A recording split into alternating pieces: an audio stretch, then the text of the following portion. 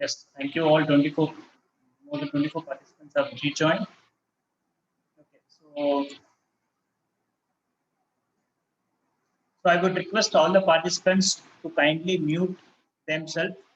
We will have a question answers round, or you can type your queries in the chat box. So at the end of the session, we will take into the queries so that we'll finish the technical part first, and then we'll talk on the queries. So kindly drop in your only questions in the chat box hereafter, and kindly mute yourself. If you wish to switch on your video, you can switch on your video, or if you wish to switch off your video, you can switch off. And you can have a handy pen and paper with you so that you can take notes, or if you want to note any important parameters, formulas, you can have a note on that. So thank you all for joining this solar technical training workshop. This is the day one, and I'm Jitendra Bagma, your trainer for this session, and we're in a company called Creative Eco Solutions. So we focus on training and also solar installations. So this workshop is a 2 day course, each of 90 minutes. So this will be more of an interactive session, and we have started at 3:30, and we should end by 5:50. And I'll also share an enrollment opportunity form for tomorrow. So have a good headset, check your internet audio speed, kindly put yourself in mute, and put your queries in the chat box, Zoom chat box. So we have almost 8 years of experience. Last year we have trained around 850 plus participants on solar, and this year we have started. So almost like 40 plus participants will be joining today, and we have an entire dealer network of solar installations in Tamil Nadu. And with respect to me, I have an experience of 2 years in solar industry, and I did my engineering from Anna University, electronics engineer, and we did some. Then later that we did some solar specific courses to get more knowledge on solar. So obviously, the choice of getting into solar is, yes, we are moving towards green, no doubt. Everybody knows, all of them. Most of them are from solar business, so we know what impact does the solar make, and we also know what kind of carbon footprints we are reducing by switching over to solar. So a simple 10 kilowatt plant could save around 40 big trees like this. Okay. So can you quickly write in the chat box, what is the running cost of a solar plant? Or the running, let's say we drive a car and we fill petrol or diesel. So we have a cost, monthly cost of it, right? So what would be the fuel cost for the solar? Can you quickly write in the chat box?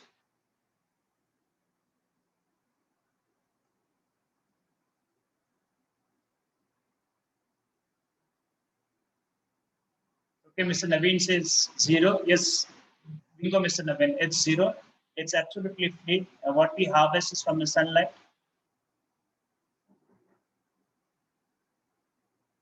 So the top reasons are, yes, India, almost we have less than 300 days. Energy is free of cost. It's renewable. It's pollution free. Affordable to the affordable cost, because the cost of the solar panels have come down now.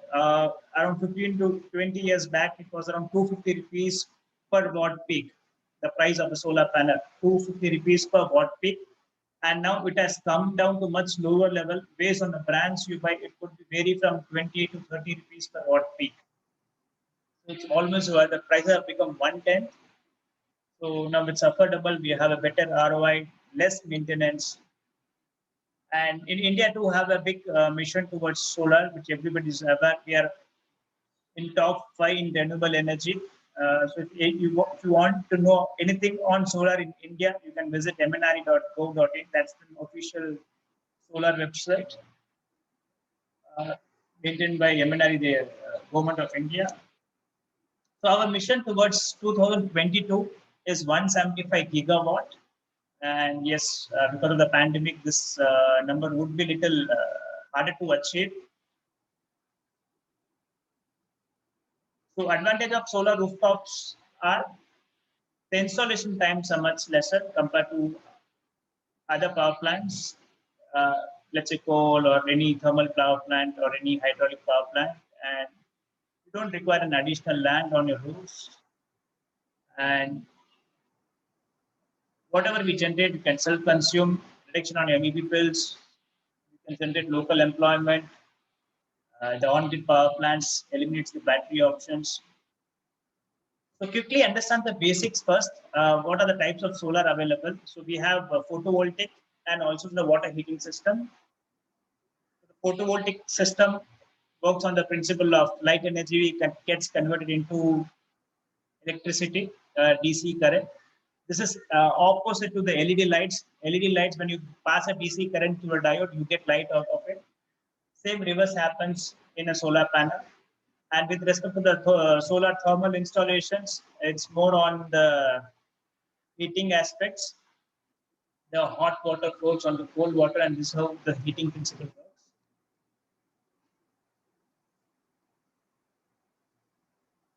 So can you quickly write in the chat box, guessing the basic raw material used in a solar cell, basic raw material used in a solar cell.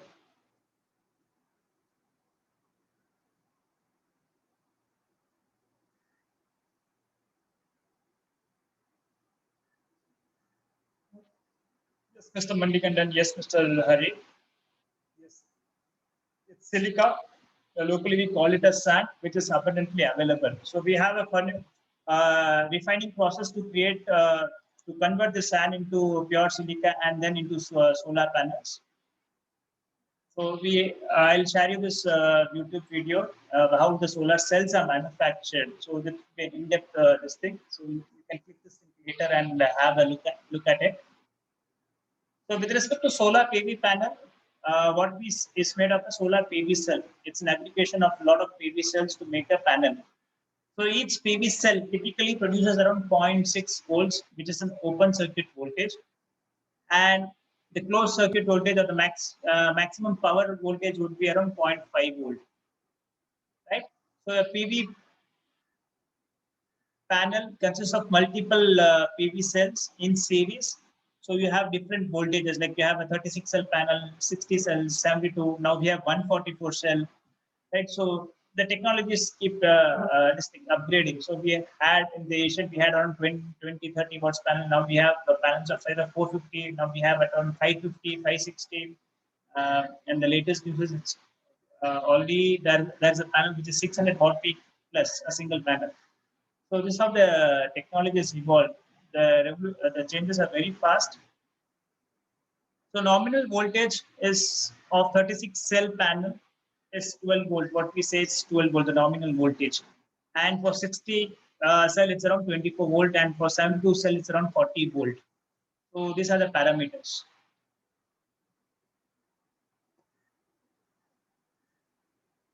The two most popular PV technologies, one is the monocrystalline and the other one is polycrystalline.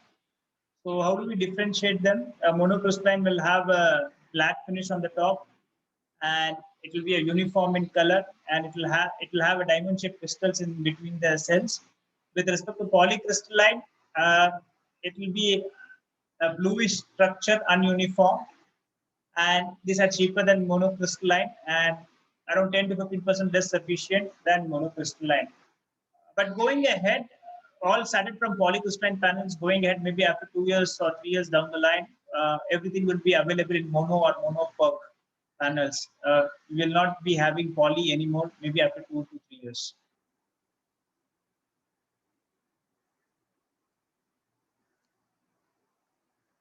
Fine. So we have solar panel. Then we have solar panel strings. So multiple solar panels are connected in series, it's called a string. And when you connect the strings into parallel connections, we call it as an array. So from cell to a solar module, and when we connected this in series, it's called a string connection. And when we made two strings, make it parallel, it's called an array. So these are the important parameters for installers to understand what is a string, what is an array. Okay. Does a 250 watt solar panel gives you a 250 watt output? Can somebody quickly write in the chat box? I would request everybody to type it so that it becomes easier to understand. I know most of them will know the answer, but still, the more the session is interactive, though we are on a digital platform. So yes, I could see your chat boxes. Many have said no, yes. So it would give you exact 250 watt output only at the standard test conditions. It not given our practical day-to-day usage. So that the STCs are the solar cell temperature should be at 25 degrees. The irradiance, the sunlight intensity should be at 1000 watts per meter square, and the air mass should be 1.5. So when these three conditions are satisfied, the 250 watt panel will generate a 250 watt output. So these are under the lab conditions. Practically, if you say in Chennai, the ambient temperature is always about 30 plus, or at that in the summertime it's around 35 plus. So we will never achieve an output, the same output.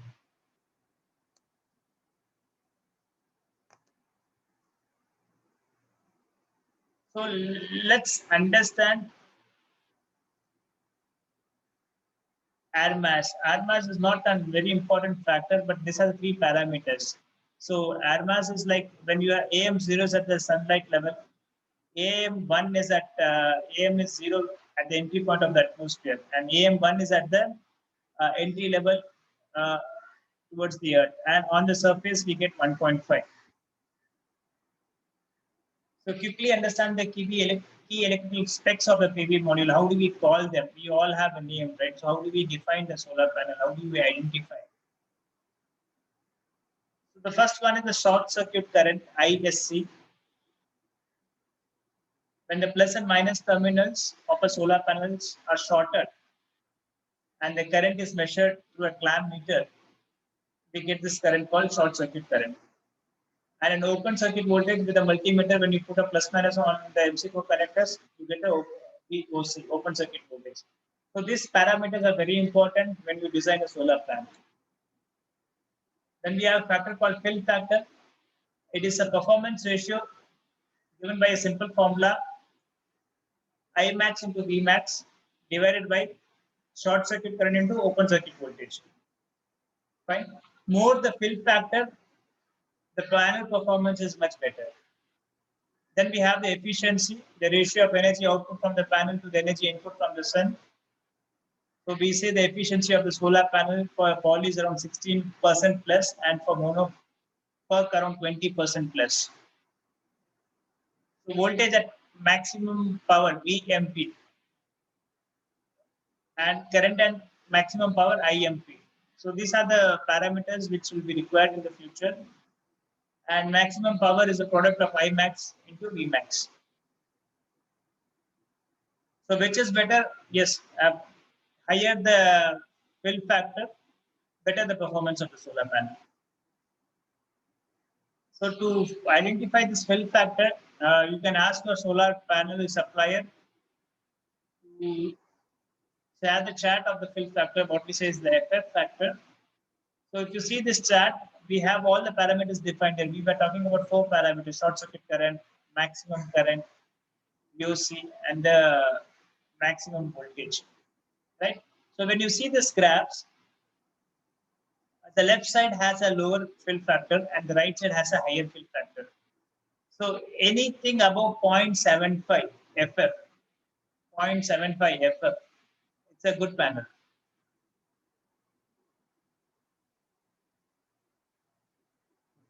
What is the tilt angle of a solar panel in, let's say, an area like Chennai? What should be the tilt angle? Can we have some answers in the chat?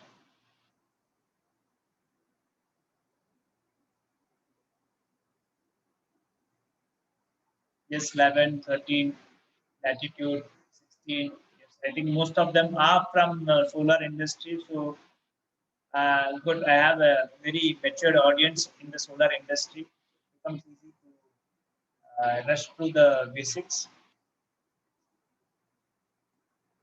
Okay, yes, it's the latitude angle. Should be the tilt angle of your solar panel. Next, we will talk about the solar radiations. So the sunlight hits the solar panel in three different formats. One, you have the direct light. One, you have the scattered light, the light diffused from a cloud, reflected from a cloud, and we can have the reflected light or the albedo. This could be a reflected light from the terrace surface, from the neighbor's wall, parapet walls.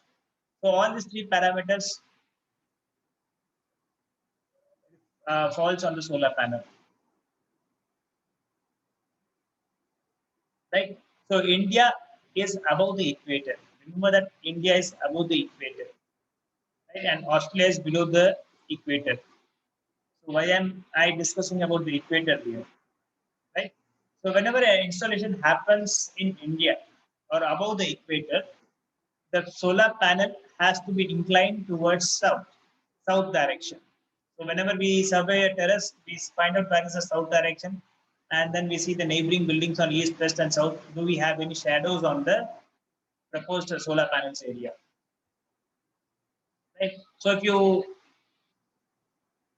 we are in the northern hemisphere, so example India, so the panels will be facing south direction. If you're in Australia, the panels will be facing in north direction.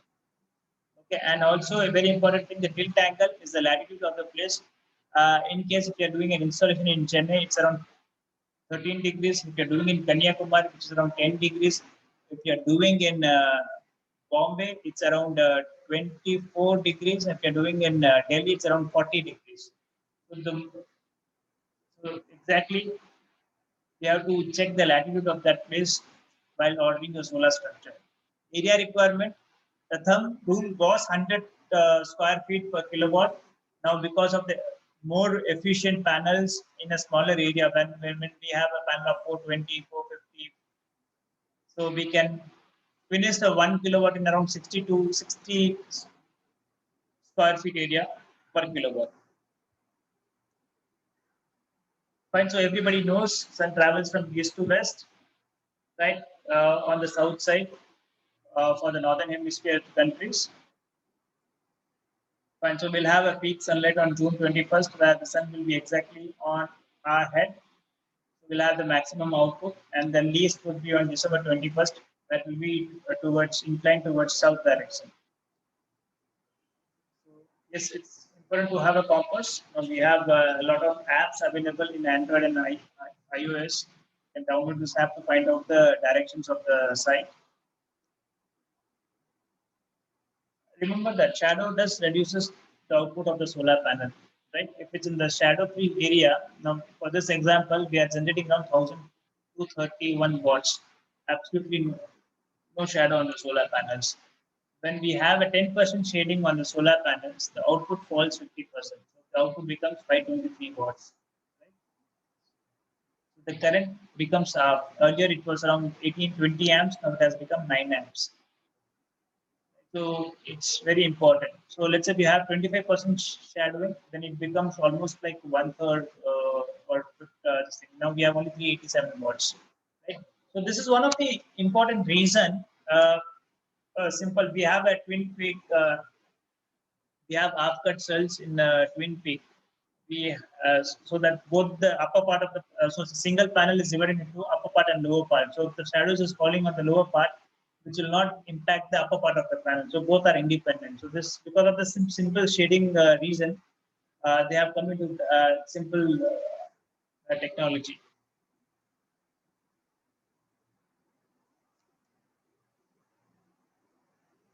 So what happens when we connect solar panels in series?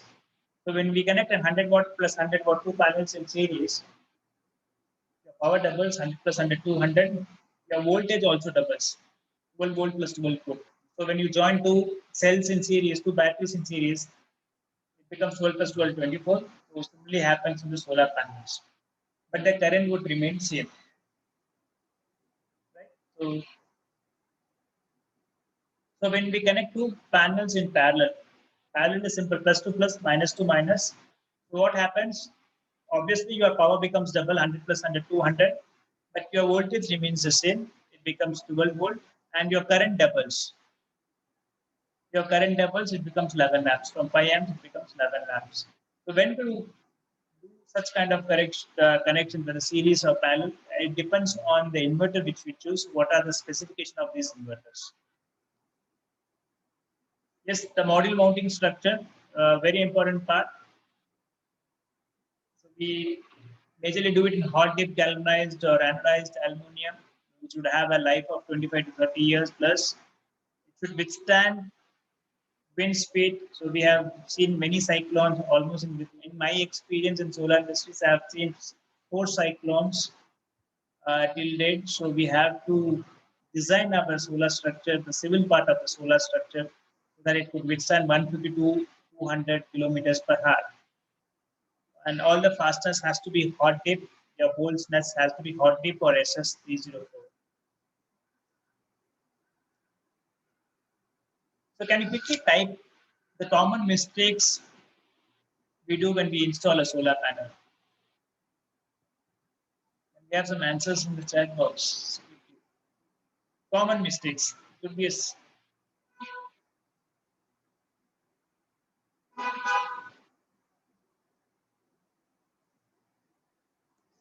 okay.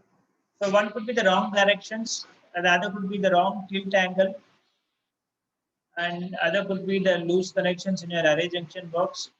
Maybe you wouldn't have used the proper termination crimping tools, no proper terminations, ferrules not used, legs not used. Uh, you don't have designed your structure properly. Poor earthing. Earthing is very important factor. All the on-grid installations, earthing is must. The DC earthing, the structural earthing is must. Okay, now everybody is aware about the warranty what we get on solar panels. Like earlier we were talking about 5 years manufacturing warranty. Now it has become 10. Now few companies are opting 15 years manufacturing defects warranty.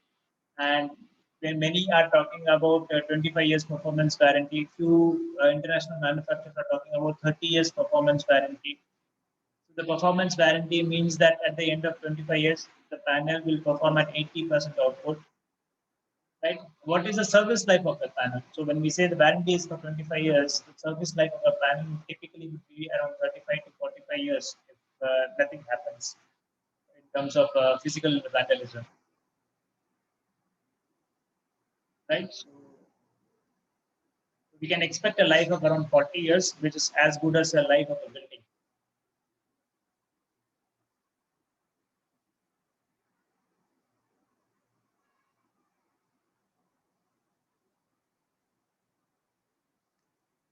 So let's start on the technology available in the market. So we have the solar charge controller, which is the heart of the system.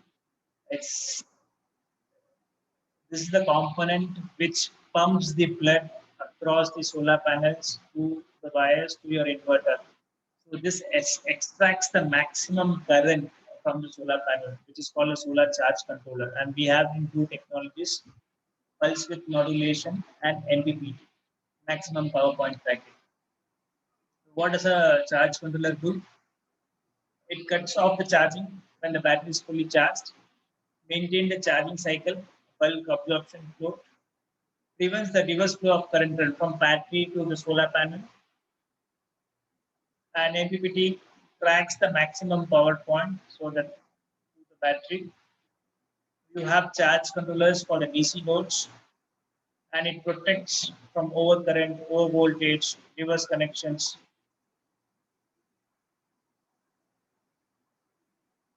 In PWM, the pulse width modulations, which was the first in the industry, the cost of the PWM technology is less. So you would have seen a PWM solar charge controller starts from around 350 rupees, 400 rupees, and the MPPT of the same specification would be around 1,500, 2,000 rupees.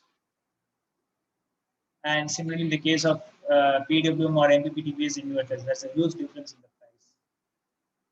So for the smaller installation, for the economical projects, most of them use PWM based inverters. And when the projects becomes little higher, more than 2 kilowatt or 3 kilowatt, by default, we would suggest to go with MPPT.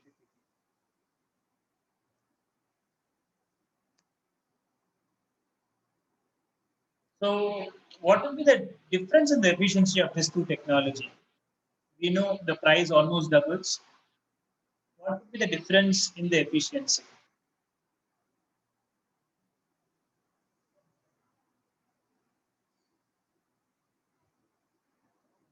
10 to 15%. Yes. Mr. Bodhi has supplied 10 to Mr. Ravi, 20%.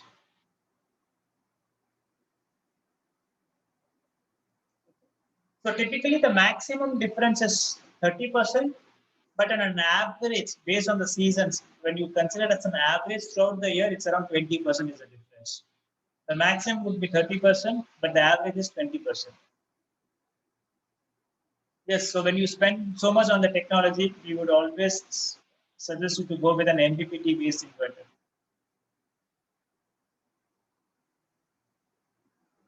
So the connections diagram are simple. The PV plus minus goes to the PV plus minus of the charge controller. Then we have the battery terminals. If it's a DC based load based charge controller, then we can directly run a DC load.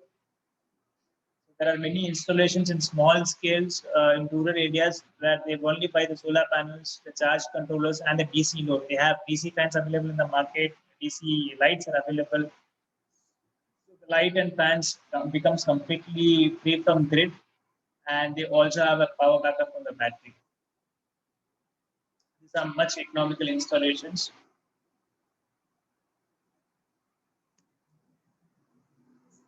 Now see the calculations of the PWM based charge controller.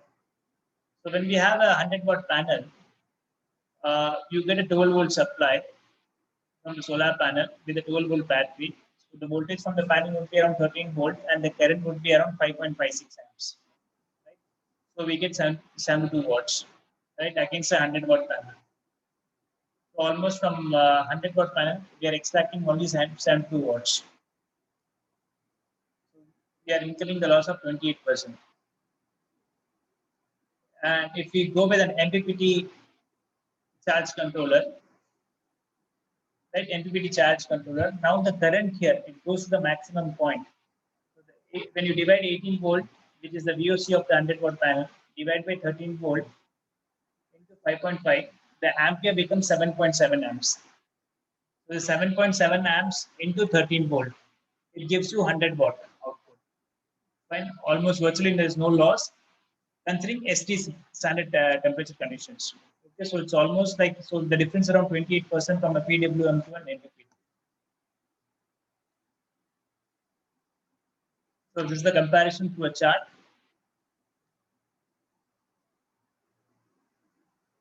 Now we saw this, the difference between MPPT and PWM.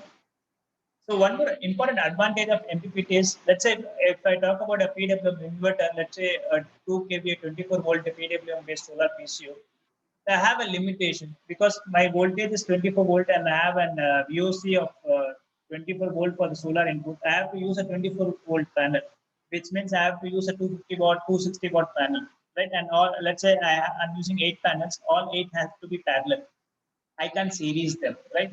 Whereas in case of MPPT, your voltage increases, your EOC maximizes. So you can have, let's say, in 24 volt system solar PCU, when you connect only 2 batteries in series, your VOC becomes 85 volt, which means, let's say, I can add 1, 2, 3, 3 panels in series or 2 panels in series. Right? My wiring becomes less. So that's an advantage of MPPT. A simple example, when you do an on-grid installations, let's say for a 10 kilowatt, 10 kilowatt comes with 2 MPPT trackers, right? Each MPPT tracker can take around 15 panels or 19 panels in series. Imagine if you do all in parallel in PWM conventional technology, so many connections, so many array junction boxes, or so many losses in the transmission of the DC current.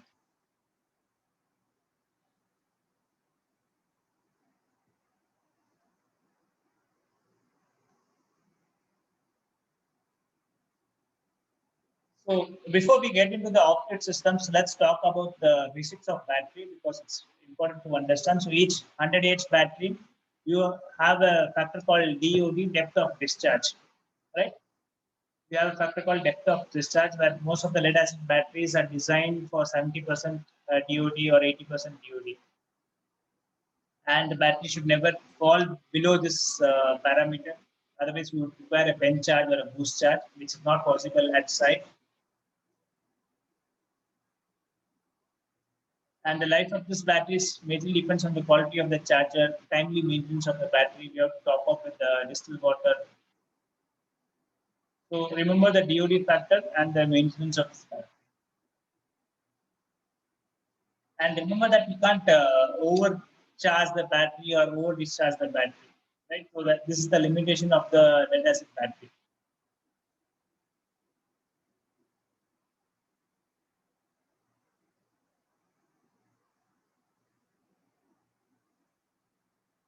Unlike lead acid battery, we have a limitation of charging current and discharging current. Now, in future, it will be taken over by lithium batteries, where the charging current could be 3C, three times quick charging, three times discharging. So lithium batteries are more advanced in terms of lead acid battery, and also it's completely maintenance free, no distilled water. The life of the batteries, the lithium ferrophosphate battery, the cycles are 2,500 plus. I have also noticed 3,500, 5,500 plus cycles, which means if you use it for inverter battery application, it would run for 10 to 15 years. There's absolutely no maintenance, less weight, no lead, no acid, nothing inside. So that would be the future in the storage technology, and could be maybe next 2 to 3 years. How LED has come as a transformation in lighting industry, the lithium batteries would be the transformation in the storage industry.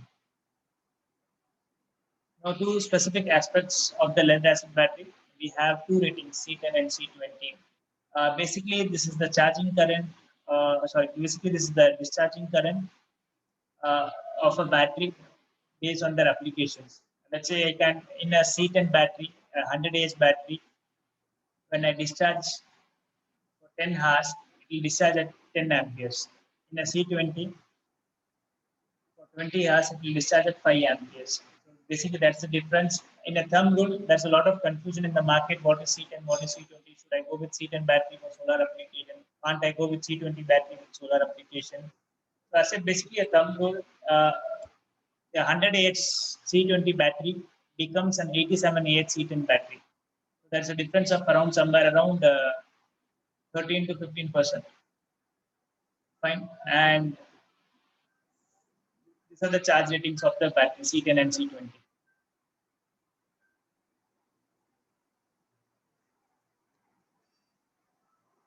So many of us use inverters at home, right? And also most of them here are installers. You would have used inverters.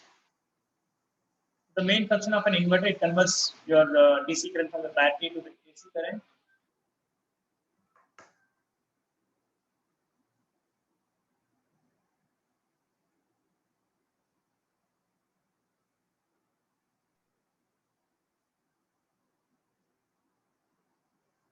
And we had the old technology square wave. Now I don't think anybody uses square wave now. Everybody's into the sine wave. Most of our applications are designed on sine wave. And the change over time. So when we talk about change over time, when you run a PC or a server-based thing, the change over time should be less than 10 or 15 milliseconds. So most of the UPS has this. And when you do an installation specifically for the server-based servers, kindly check the changeover time of this UPS before installing, because we did face some technical issues like the PC was not rebooting, but the server was rebooting. So kindly check on that.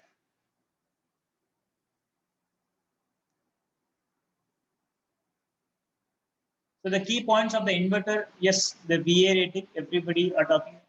If all the manufacturers talks on the VA rating, 1000 VA, 2000 VA, 10,000 VA. So based on the power factor, we define the watt rating.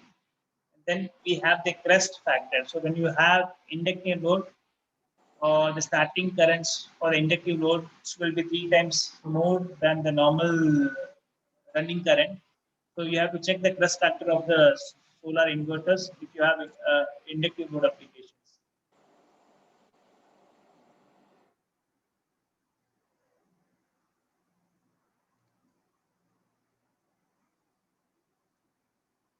A good quality inverter should have all the short circuit, overload, battery reverse, PV reverse, low voltage, high battery, all these indicators. So yes, so almost everyone knows what is an inductive load is, the crust factor. So your mixes, motors, air conditioners. I would request participants to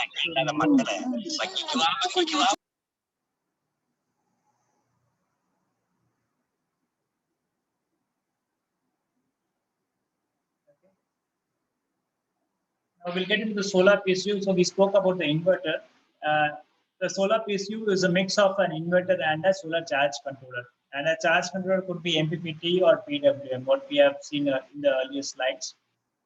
So MPPT PSU is considered much better than a PWM PSU because it gives you a higher energy yield. So when you spend on the solar panels, you would like to have a maximum output from the panel. So go with an MPPT technology. And MPPT PSU basically manage the energy. It manages the priority. You have a battery input, you have a panel input, you have a grid input. The output is only the load, right? So this the work of this PSU is power conditioning unit is it should make sure that the load runs maximum on solar or on the sunlight when the sunlight is available, right? On the solar power. When the solar becomes insufficient, then it switches over to the battery or it switches over to the grid. And when again the sunlight is available, it has to automatically switch over to solar. The whole idea of using a solar PSU instead of a normal inverter is to extract the maximum sunlight and to save the energy bills.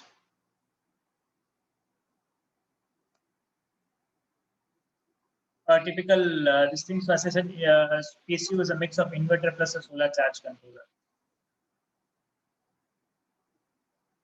The average price of such installations are around 1 lakh per kilowatt. Now the prices have become much lesser for an off-grid power plants. It could start from around, let's say, per kilowatt 65,000 based on the specifications of the battery and the panels to 85,000 per kilowatt.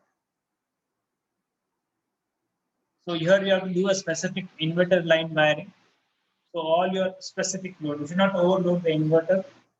So all your fan, lights, whatever you want to run on this solar PSU has to be on a dedicated inverter line wiring.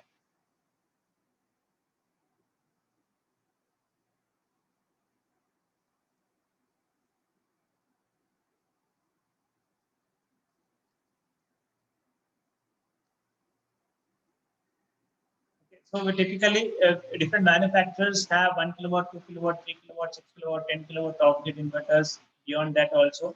So what you have to check with them is what is the voltage of the battery voltage. So it could be, let's say, for example, the bottom most is around 6 kilowatt, 96 volt. 96 volt. 96 volt means you need 8 batteries in series, right? So it could run 1.5 ton DC, it could run 20 LED lights, 12 fans, two TVs, and laptop.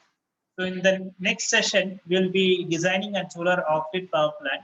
We'll take some examples. We'll design a solar power plant in off-grid solar power plant.